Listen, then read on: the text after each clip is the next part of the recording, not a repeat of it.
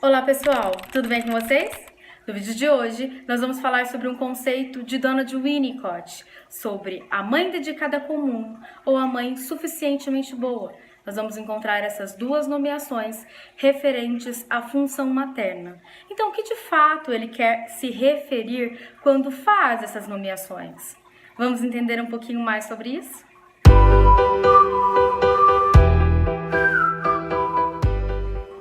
Será que ele estaria se referindo a uma super-heroína? A um tipo de mulher, a uma atuação que seria idealizada, uma utopia ou que seria inalcançável? Mãe suficientemente boa? Mãe dedicada comum? Bom, na realidade isso é muito mais simples do que se possa pensar que seja, né? O que ele quer se referir? O que ele se refere quando ele faz essa nomeação? É uma mãe, a pessoa que está cumprindo com a função materna. Por que eu vou falar sobre função materna? Porque não é necessariamente você ser mãe biológica ou pai biológico que vai dizer que você vai desempenhar essa função, né? Então, porque isso é uma capacidade do sujeito, ele precisa adquirir uma capacidade para que ele possa desempenhar essa função. Por quê? Porque quando nós estamos falando de mãe, não tem como eu separar a filha que ela foi e a mãe que ela teve. Nesse momento do tornar-se mãe, de começar a desenvolver a função materna, vão voltar conflitos, vão surgir lembranças, sentimentos que podem ser bons, prazerosos ou desprazerosos também nesse momento. Então isso não dá para ser dividido. Então, quando ele está falando da mãe dedicada comum, é apenas a mãe que está que está cumprindo com esse papel, que vai oferecer ao bebê apenas o suficiente, nada que seja em excesso, nenhuma ausência em excesso, ou seja, aquela mãe que deixa a criança numa instituição o dia todo e fica depois 2 ou 3 horinhas no máximo com aquele bebê durante o dia.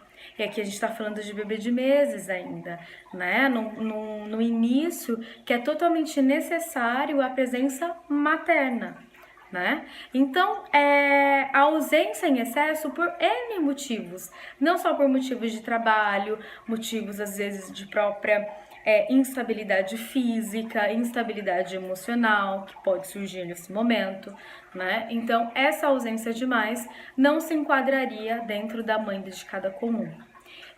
E também nós vamos ter o excesso da presença excessiva, sabe? Aquele que a criança não pode fazer nada que já tá em cima. É como se eu quisesse colocar o meu filho ou minha filha dentro de uma bolha, sabe? O excesso de proteção, o excesso de presentes, o excesso que acaba sufocando o bebê naquele momento. Então, tudo que é em excesso é demasiado e não se enquadraria na mãe dedicada comum. Então, o que seria isso, né? Vamos pensar na prática. O que é? No início, quando a gente tem o primeiro contato da mãe com o bebê fisicamente, é um mundo totalmente novo, totalmente desconhecido, certo? Porque ambos, tanto mãe quanto bebê, vão começar a se conhecer melhor, a identificar a linguagem que vai ser criada entre os dois. Por quê? O que a gente tem que pensar? Toda gestação é diferente. Todo bebê é único e singular, né? Não dá para comparar uma gestação com a outra. Então, cada mãe vai começar a desenvolver uma linguagem como seu filho. O que eu tô chamando de linguagem aqui? Não é as palavras que vão ser usadas, um sotaque, ou enfim, a linguagem. Não é nesse sentido. A linguagem a qual eu me refiro é o fato de eu poder me identificar a forma como eu me relaciono com o outro, a forma como eu vou encontrar palavras, sejam palavras ou pré-verbal, né, uma comunicação pré-verbal, para poder criar um laço, para poder criar um vínculo com o outro, né? Isso que é a linguagem, a forma como eu me comunico com o mundo externo, que não necessariamente se restrinja a palavras, né?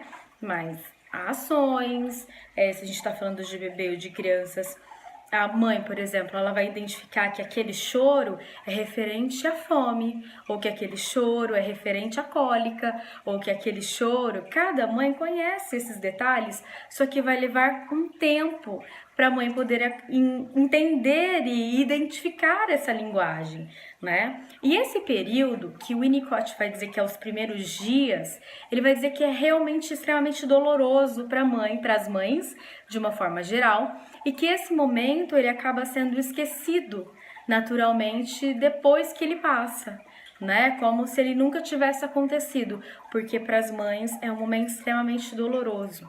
Então, se a gente está pensando em uma mãe que já está adoecida emocionalmente, esse período pode ser um período de adoecimento mais profundo ainda, que a gente poderia pensar em uma depressão pós-parto, por exemplo. Né? Eu posso me arrepender desse processo, eu posso acreditar que eu não sou capaz, né? Porque muito provavelmente eu também não tenho comigo uma função paterna que seja presente. Mas espera que disso eu vou falar um pouquinho mais adiante. Então, esse período, esse início que é delicado, o Winnicott vai chamar de preocupação materna primária, que ele vai até comparar com um momento esquizoide, sabe, de fragmentação da mãe, porque eu não tenho um ambiente que é acolhedor, que vai acolhê-la para que ela possa doar-se integralmente para aquele bebê. Então, a mãe dedicada comum, a mãe suficientemente boa, é aquela que vai oferecer para o seu bebê o seu melhor, que vai oferecer apenas o suficiente, nada que seja em excesso. Só que quando eu tô falando de mãe dedicada comum, mãe suficientemente boa, de função materna, não tem como eu desvincular com a função paterna, não é? Por quê? Porque se eu não tenho a função paterna presente, eu vou precisar terceirizar esse cuidado primário, esses primeiros cuidados, ou o cuidado desse desenvolvimento inicial, que é fundamental que a presença materna esteja ali, né? Acolhendo, amparando um bebê. Nada é comparado aos braços de uma mãe, né? O Winnicott, ele é bem preciso nisso, e ele vai dizer que esse início da vida do bebê é como se ele não existisse. Que quando a gente encontra uma mãe com seu filho, nós vamos reconhecer, nós vamos nos deparar com cuidados dessa mãe para com esse bebê. Né? Por isso que ele fala dessa inexistência do bebê, porque o bebê é a mãe e a mãe é o bebê, né? Então tá esse em conjunto. E isso é muito real, porque se a mãe não está bem, o bebê não está bem. Né? Já tem relatos, por exemplo, de mães que não estavam muito bem porque tiveram algum conflito, porque passaram por um momento doloroso, e aí naquela noite, naquele momento, o bebê não dormiu muito bem, o bebê chorou demais, o bebê ficou com atitudes diferentes do dia a dia que ele tem. Então é como se ele fosse uma extensão da mãe. Então ambos estão conectados. Se a mãe tá bem, o bebê vai ficar bem. Se a mãe tá mal, o bebê também vai ficar mal. Né? Isso é totalmente natural. Então a função paterna, qual que é a função dela? É de poder trazer para a mãe um conforto, não só financeiro, mas de segurança para que ela possa se sentir acolhida e protegida, e principalmente emocional. Porque essa mãe ela vai se doar ali totalmente. Então o bebê ele ainda não pode reconhecer esse esforço e dedicação da mãe e dizer muito obrigada, né? Eu te amo, muito obrigada por tudo que você tem feito por mim.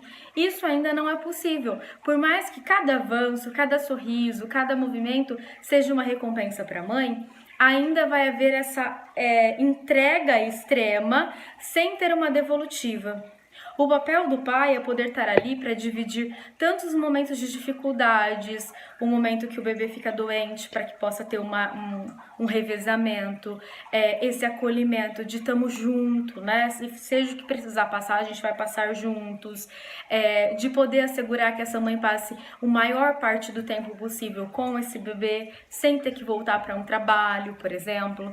Né? Um trabalho que eu digo que passa o dia inteiro longe desse bebê, que tenha que terceirizar para uma babá, para uma instituição, esses primeiros cuidados, que é fundamental que você tenha dentro de casa, que você tenha com as pessoas com que ele convive, né? Com que é diferente, nunca é igual, nada se compara. Isso já dizia o próprio Freud.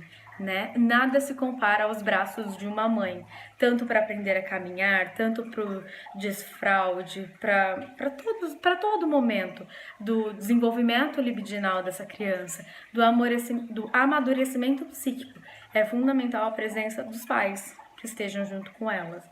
Né? Então aqui, recapitulando, eu estou dizendo sobre função, porque não necessariamente você ser mãe ou pai biológico garante que você vai ter a capacidade de desenvolver a função. A gente pode ter outras pessoas que vão desenvolver a função, como por exemplo, a mãe pode ser biológica, mas pode encontrar um companheiro que desenvolva a função paterna. Como a gente pode ter um pai biológico que vai encontrar uma companheira que vai desenvolver a função materna. Né? Podem ser pais adotivos, podem ser tios, podem ser mesmo os avós que se propõem a essa função quando os pais biológicos não estão presentes ou quando não podem cuidar daquele bebê em específico. Né? Então, a função pode ser desempenhada por outras pessoas, mas o importante é o cuidado, porque o bebê ele é completamente dependente. Nós, seres humanos, somos completamente dependentes no início para sobreviver. Se eu não tenho esses cuidados maternos presentes, o bebê não sobrevive, né? Por isso que o Winnicott diz que a gente vai se deparar com os cuidados maternos e não com o bebê de fato, né? Foi uma breve reflexão, porque foi uma sugestão, né, de um de vocês aqui, que queria que eu falasse um pouquinho sobre a mãe dedicada comum. Então fica aqui uma breve reflexão sobre. É claro que existem N textos falando e discursando sobre isso, mas basicamente é aquela mãe que vai respeitar o tempo do seu filho e vai oferecer apenas o que ele necessita naquele momento. O que é respeitar esse tempo? Eu não preciso comparar o meu filho com um outro filho ou com o filho de outro alguém, sabe? Ah, mas o filho do fulano já andou, o meu ainda não andou, mas o filho do fulano já falou e o meu ainda não falou. E aí eu começo a forçar esses processos, sendo que cada criança possui um tempo de desenvolvimento. Isso não quer dizer que ela está adiantada ou atrasada demais. Na realidade, isso é comum. Nós, todos, seres humanos, possuímos o nosso tempo em particular para poder lidar com uma situação, para poder compreender uma mudança, qualquer que seja a mudança que aconteça na vida do sujeito, principalmente para um bebê, não só o corpo muda, a disposição muda, o pensamento muda, né? É uma mudança constante, né? Então é preciso respeitar esse processo. É basicamente disso que o Winnicott nos salienta. É claro que eu dei algumas intervenções minhas também dentro desse conceito, como a questão da linguagem, poder entender a linguagem de cada um. Como o analista vai precisar ter essa mesma sensibilidade para poder identificar a linguagem de cada paciente. Que forma ele vai usar para se expressar, para se comunicar, para se conectar ao outro, né? E existem N formas disso. Posso falar disso em um próximo vídeo. Bom, por hoje é isso, espero que você tenha gostado e é claro, se você gostou desse conteúdo, deixa seu like abaixo do vídeo e se você ainda não é inscrito no canal, se inscreve e permanece para os nossos próximos vídeos e não esquece de ativar o sininho, porque o YouTube só tem notificado os novos vídeos para as pessoas que interagem aqui com cada vídeo no YouTube, porque é uma demonstração de que você gosta do conteúdo e que quer mais informações sobre. Bom, por hoje é isso. Um beijo e até o nosso próximo vídeo.